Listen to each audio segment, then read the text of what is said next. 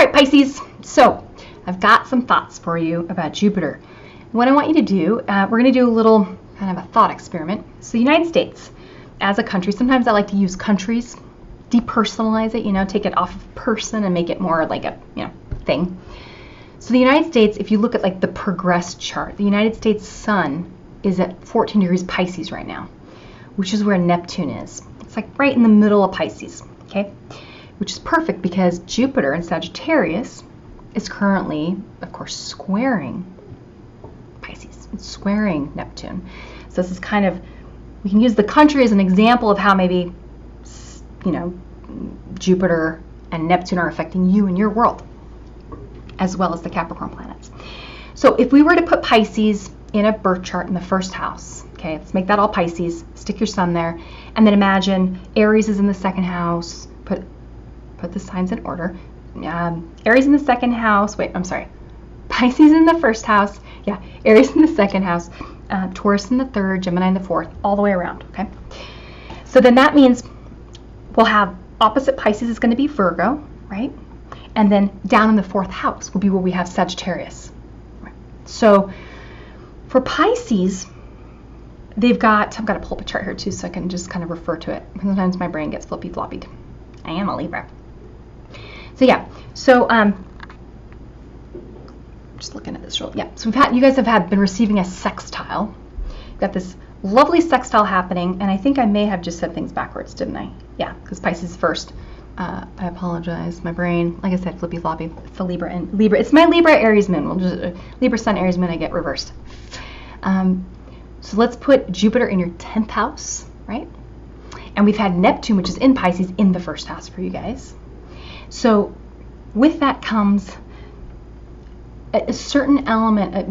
Neptune does give us a gift of reminding us of our oneness, right? Like, reminds us how everything's connected. And for some people, it can feel like they're losing their mind, if it's like on their Mercury.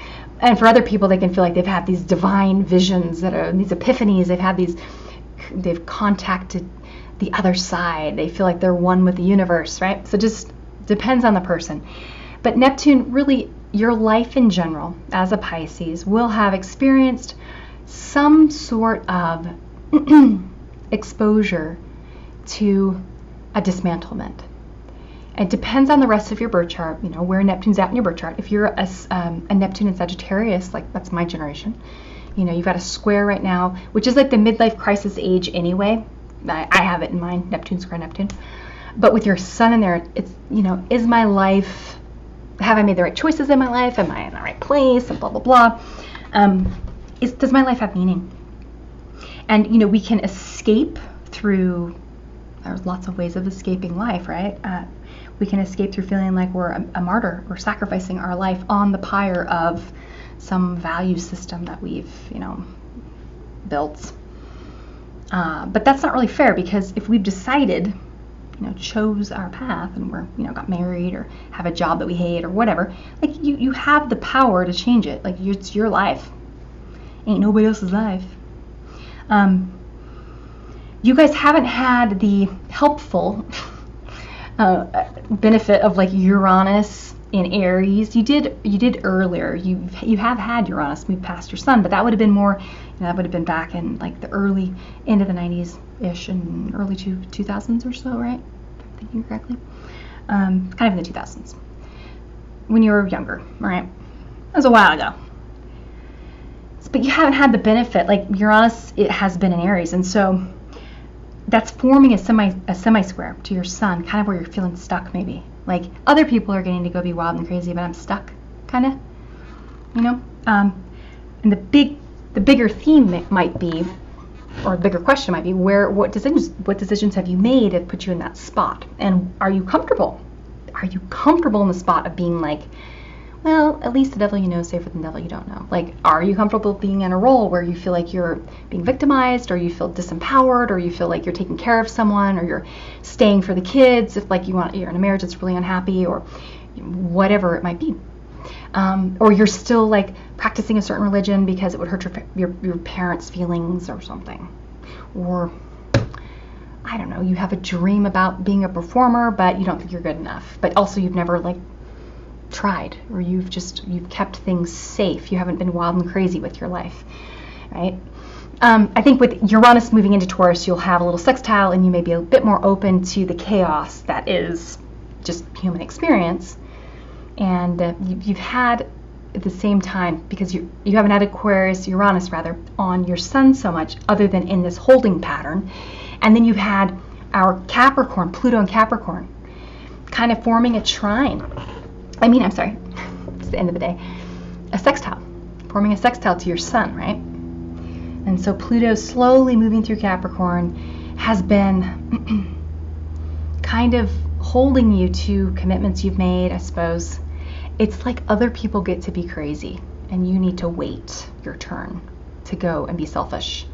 And that's a big theme I feel like I hear I have a ton of Pisces clients. I love Pisces. Love Pisces. I'm a draconic Pisces sun, by the way. 9 degrees, I think. FYI. Pisces is a very important archetype, and it has to do with, actually, I'm holding, if you can see it, I don't know if you can tell in this light. Can you see that's rainbowy, my little Pisces rock? This is my little rainbow quartz. I just like to hold it when I'm working.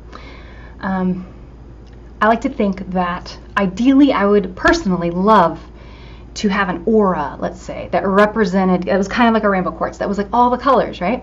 Like whoever I come into contact with, I could feel like that person could feel as though they're seen. Like I could see, a part of me could see them, like that somehow in who it is that I am, they'd feel like they're understood and seen. I think that's the gift that Pisces give to the world.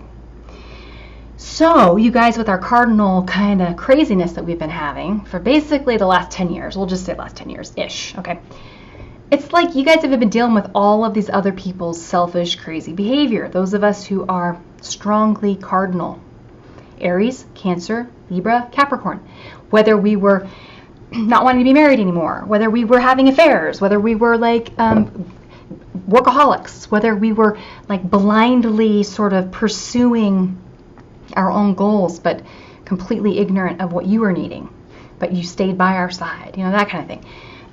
Pisces, I feel like especially because Pluto was forming a sextile. Pluto in this relationship to the archetype of Pisces, Pluto is moving to, it's going to hit Aquarius, and then it will move into Pisces itself. So it's like, there's this relationship in the 11th house for you guys. You guys are learning about your relationship to collective phases that have to do with liberation, breaking the rules, and actually being selfish. It's a big part of it. A lot of Pisces, one of the things that it's interesting how they carry part of Virgo. The Virgo, the perfectionism that we have with Virgo, right? The shadow stuff with Virgo, where there's a right way that things should be, right? There's an idealistic value system that underpins Virgo to a certain extent. And there's guilt and there's shame, and you should sacrifice yourself for these values. Well, one of those is be selfless. It's better for me to sacrifice myself than to ask you to sacrifice yourself.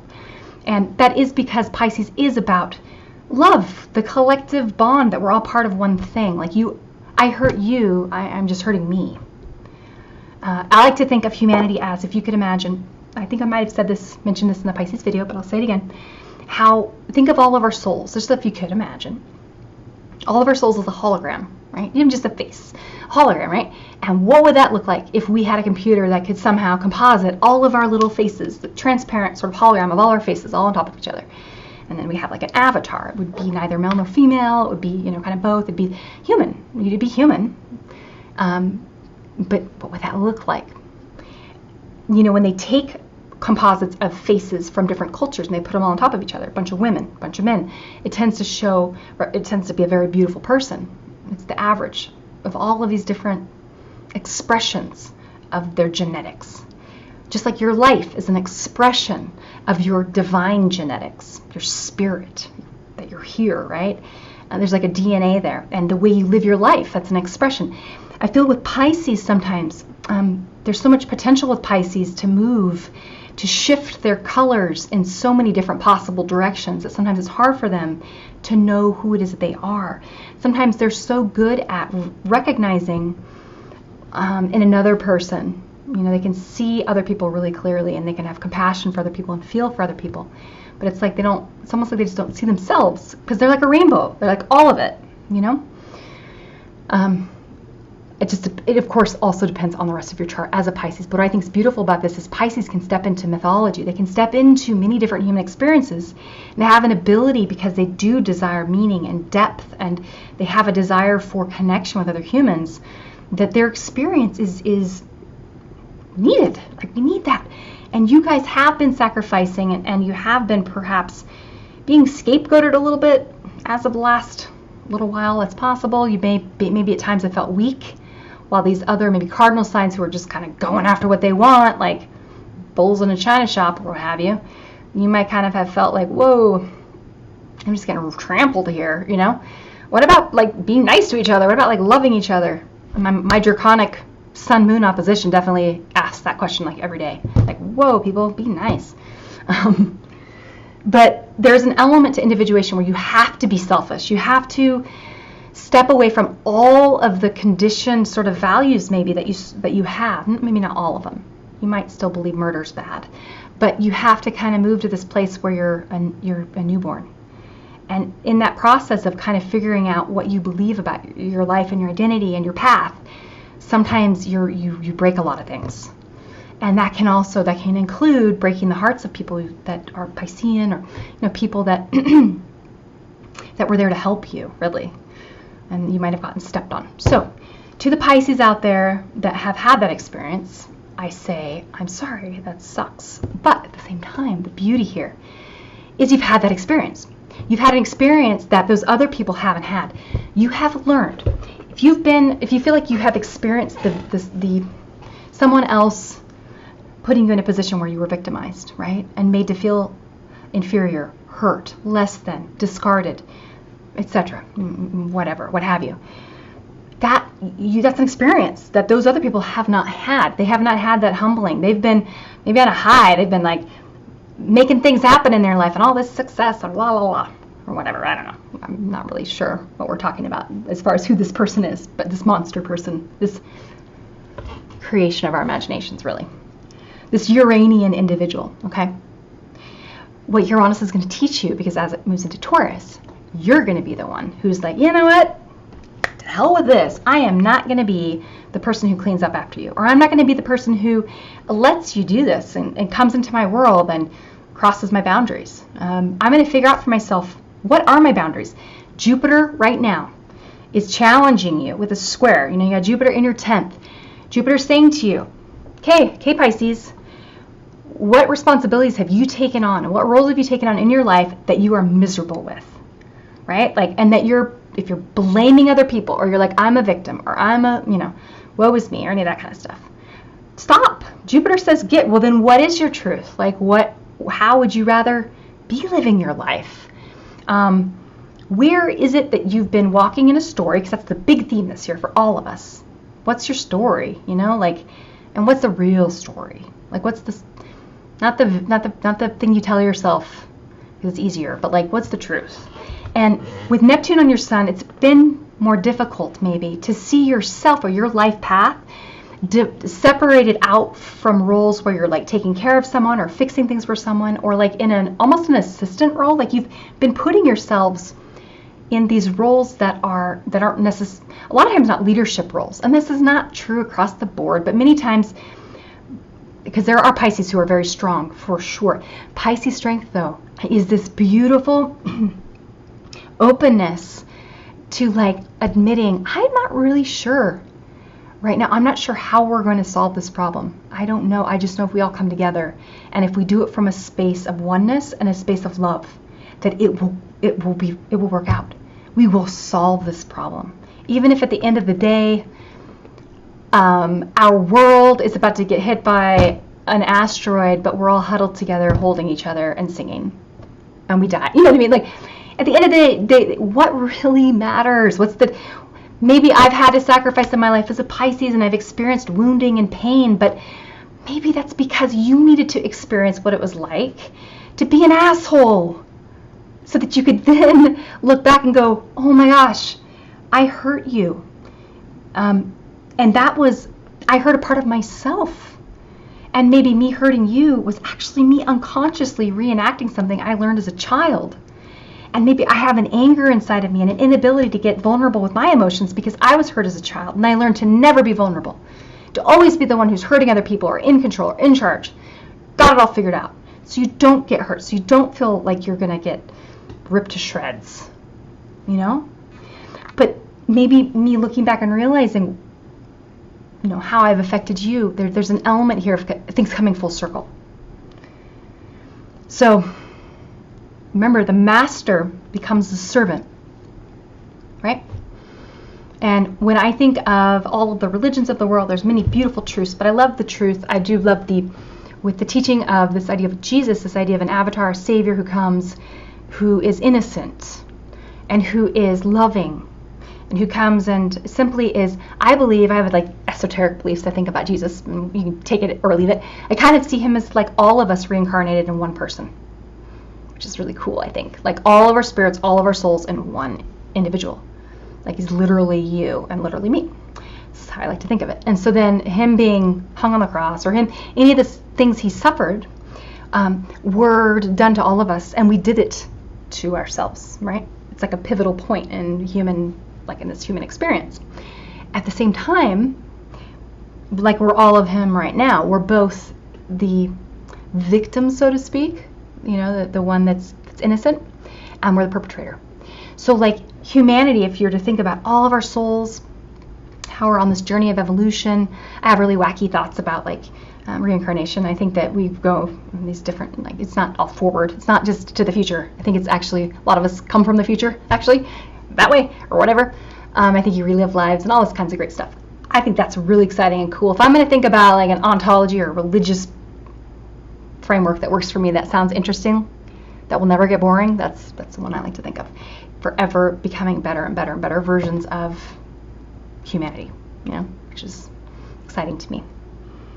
So, Pisces, you guys are our dreamers. It's like, I can't even have those thoughts unless I'm tapping into the Pisces part of me, my Mercury that squares Neptune, right? Like, I can't have the things that I have that are really spiritual, and I had very visionary, clairvoyant experiences many times, and with clients I've never met, I have things happen where I see things that I shouldn't be able to know, but because I'm able to let go of kind of like the part of us that has to be in control and knows things, like, you know, and I can tap into the Pisces side that's like, I don't know, this is really weird, but this is like, I'm just going to say it, and it ends up being something that person needed to hear. It has nothing to do with me. I could have just as likely said the totally wacky wrong thing and been an idiot, right? Like, it just isn't, it's not about that. So I think for Pisces, you guys, your role moving forward is getting to a space where you're helping spread love.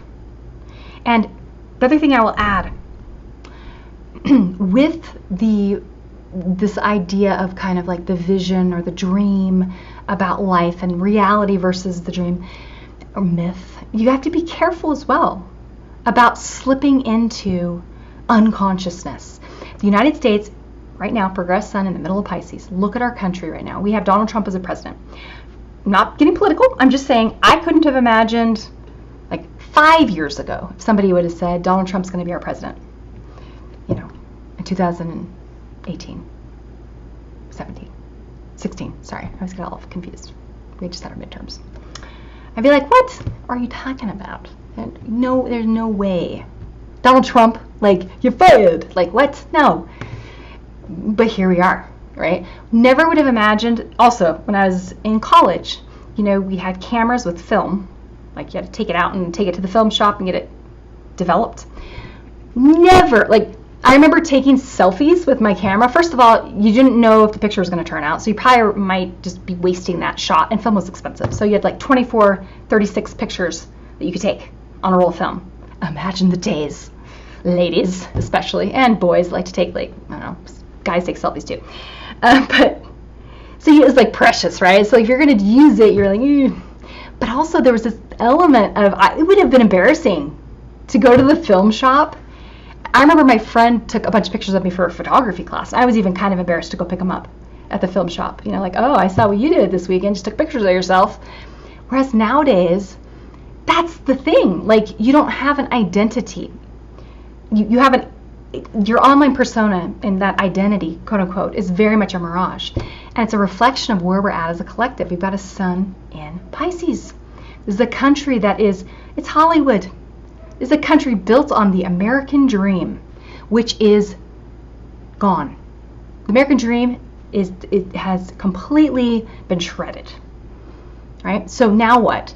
Where's God? Where's religion? What do we believe in anymore? What are our values and our ethics? Those are all changing. What are our morals? Those are all changing.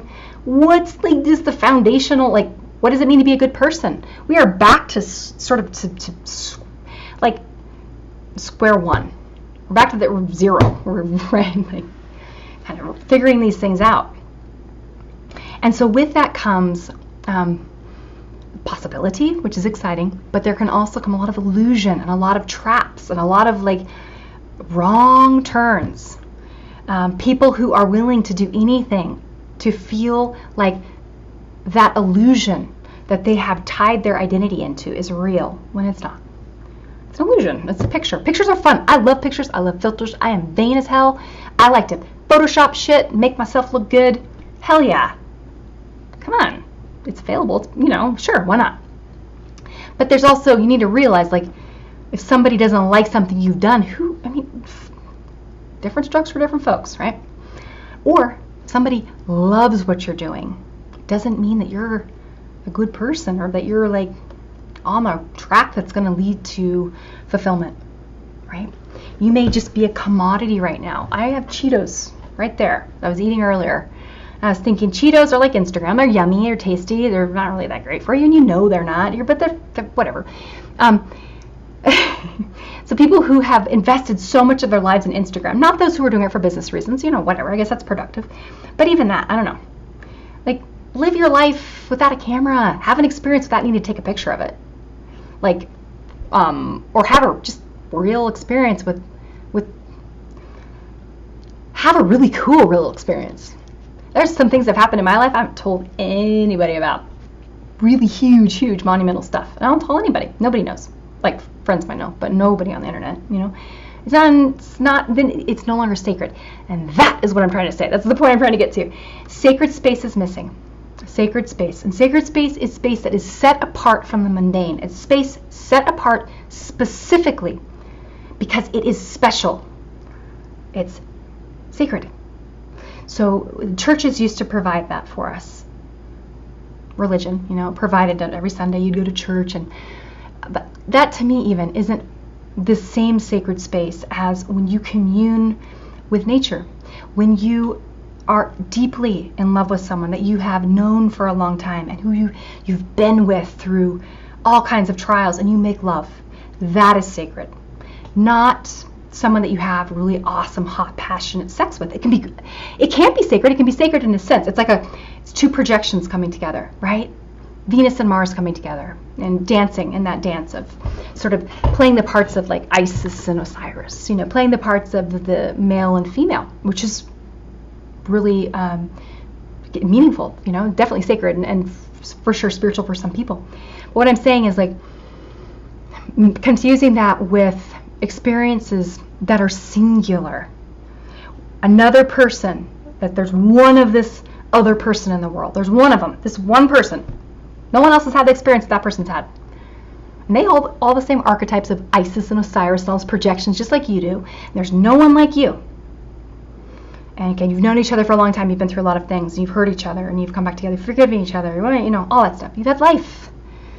That coming together, that is true sacred sexuality in my opinion. And that's just me soapboxing it, but honestly, that's the place where you're really being seen by someone. They can see you and all your everything, and they still want to be there with you, right? Like, and not only that, they're celebrating the vibrancy of your existence. Like, wow, like the singular, unique, sacred quality of you, okay?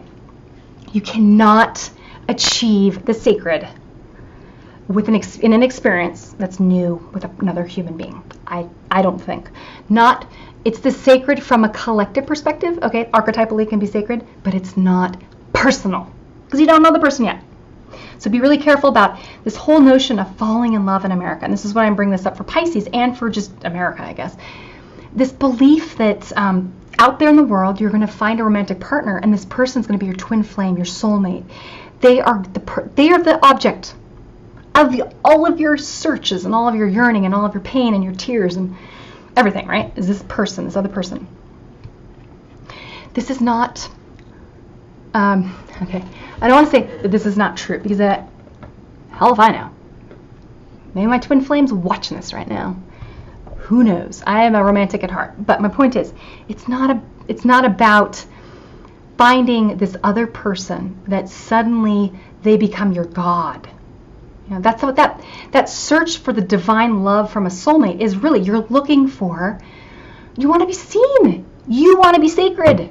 You want someone to hold you in a space separate from the rest of humanity, and to see you as an individual that is one. It's like you've had your own unique experiences. You've had your own hurts and pains. You're human. You carry the collective, but you also are like your own thing, and no one else can see you the way I can see you. You know, that is beautiful, and that's very rare. And a lot of times that happens like in friendships, because we're too scared about the intimate side. We're too scared about the whole really being seen by another person. You know, like that sacred space. All of you being seen, all of it. Because then that's like, it's almost as though this other person, then they become, they're a real mirror. They see you. They see you, right? Okay, so the point is, I think this is why in America we have this belief about, we lost religion, basically. You know, I mean, definitely there's still people that go to church, there's people that believe in God, of course. But you know what I'm saying. I mean, we're definitely, if you look at the statistics, young people, it's not the same as it was even just 100 years ago. And where are we getting our values from? Where are we getting our ethics, our morals from, right? Well, TV, media, Hollywood. And we're being taught, we're being sold something that sells movies. It makes you feel good. It's like what, dopamine or serotonin. It's that falling in love feeling, like when you meet someone and it's the dream, it's this person sees me as, or I've become Osiris, or I've become Isis, or I've become this perfected divine person, basically. I am like a figurehead or an archetype, I guess, or an avatar, which is a really cool experience, and I'm not discounting that as an experience. What I'm saying is, it's not that experience with someone you don't know. Like, I firmly believe to really know someone in a human way, like you know this person, you have shopped with them at the Costco, right? Like you've done really boring everyday stuff with them. You've seen them cut their toenails, okay? You've seen them do stuff you do, pick their nose, whatever. Like they're human, like you are, and yet they're still worthy of your adoration and of your gaze. That's love. That's beautiful. Anything other than that is sort of the adoration of sort of the Mars-Venus paradigm, this idea of romantic love and it being something to reach for, but it's also tied to that which is fleeting and that which is not sacred, that which is universal, right? What makes a hot guy? What makes a hot girl? Kind of the same things, right? Okay, so what makes a person, though, that you personally, maybe other people wouldn't find super attractive, but you find for some reason incredibly fascinating, for reasons other than maybe why other people would find this person fascinating? You know, someone you've known, or somebody that's really attractive that you find repulsive. Like that's because you've gotten into their space a little bit more, and what you're seeing is there's just not anything there. So what I'm talking about is very much, I might even just post this for sort of just kind of all of America. I mean, sort of cut this part out, but I just think with all of our young people who have the strong, like Uranus, Neptune, and Capricorn, or who have the strong, there's a Piscean, kind of like a Saturn and Pisces thing happening, or there's a lack of hard discipline, waiting, like having a relationship where there's commitment, where you don't have sex like right away, where you know each other for a while, because maybe there's a reason why people have like practiced monogamy. There's things like diseases. Yeah, there's that. There's things like pregnancy. There's things like just your self-worth. Like you have sex with someone that you don't, you know what I mean? You feel used, or you feel like, oh, that kind of made me feel, you know, I just made something that could have been very sacred, the most sacred experience that you can have in your life, where you can see another person, right? Like you can, in the Bible it says to know them, to know this person. And I'm not trying to be like a Bible preacher. I love that. I just like that verse. I also love the Song of Solomon, my favorite part of the Bible. It's romantic. It's about knowing your lover. And that one does veer very much on the romantic side of like focusing a lot on the physical attributes. But the point is, even your lover that you've known for a long, long time, when you really love someone, you do see them through those eyes, just like Solomon when he was singing his poem to his beloved. You know, I think it was Solomon that wrote it, right? No. Anyway, you see them as the divine, but you actually see them as the divine, not the projection you have of Venus or of Adonis or Mars or something, you know. You see them as Cindy or Mark, but then also maybe their deeper soul, all of their like variation and facets, and their aberrations and their intricacies that make them weird or different or ugly or fascinating. It makes them them. And you love that. And you, like, that's the thing that you're venerating. That is beautiful, and that is love. And that doesn't happen without Capricorn and Saturn and time. Pluto and Capricorn, we've been killing Capricorn. We've been killing this, like, respect for rules, I guess, you know, like limits, restriction, disciplining yourself. Don't eat the whole bag of Cheetos, Nikki. Like, maybe it's not good for you. Like, literally, my stomach's hurting right now I had, like, 2 handfuls of Cheetos earlier on an empty stomach. I'm like, I shouldn't eat these, but I'm going to anyway. And now my stomach hurts, right? Duh. Meet somebody. They're totally amazing, great, charming personality, super handsome, gorgeous, whatever. You know, checking off all the boxes for you, whatever those might be. You get together and you're like, this is the person, this is it. Oh my God, this person fits like all these little boxes I've created for like what this other person should be. And you get to know them, and they're amazing, and you can make it work. But then guess what's going to happen? I mean, they're going to have other stuff you haven't thought about that's going to come out, and you're going to go, oh shit, they do that though, or there's this about them I don't really love.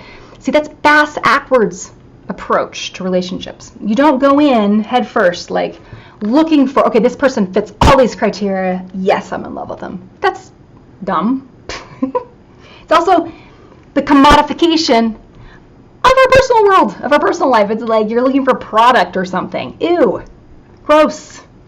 How about just get to know someone as a friend and know them for a while before you like do all of that, and then like fall in love with the person, you know.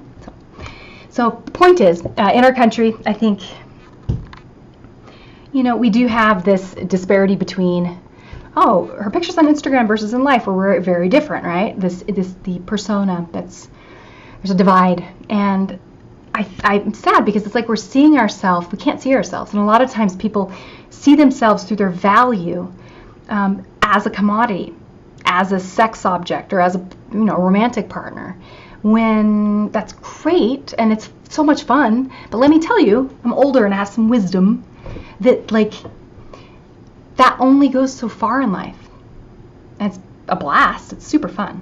But there's so much more depth and richness in your experiences with human beings, with yourself, that you're selling yourself way short when you go in for the vision, the projection, when you fall in love with a fantasy, because you're keeping yourself from the very thing that is the dream, which is the reality. So, okay, that's my take. So Pisces, you guys, that was kind of long-winded, but it's probably apropos because Aries was also long-winded, and you guys are wrapping it up for me. So thank you so much for the examples you've given us of being patient with those you love, of showing up for people that you love, and there's just is a time for you to work on owning your dream. You know, like If you put people on pedestals and put yourself beneath them, that's your fault. Get them off the damn pedestal. See their messiness. Let them see your messiness. Let them take care of you. Let them serve you. Let them be the healer to you. Get rid of people who are toxic and who drain you and who take advantage of your loving nature.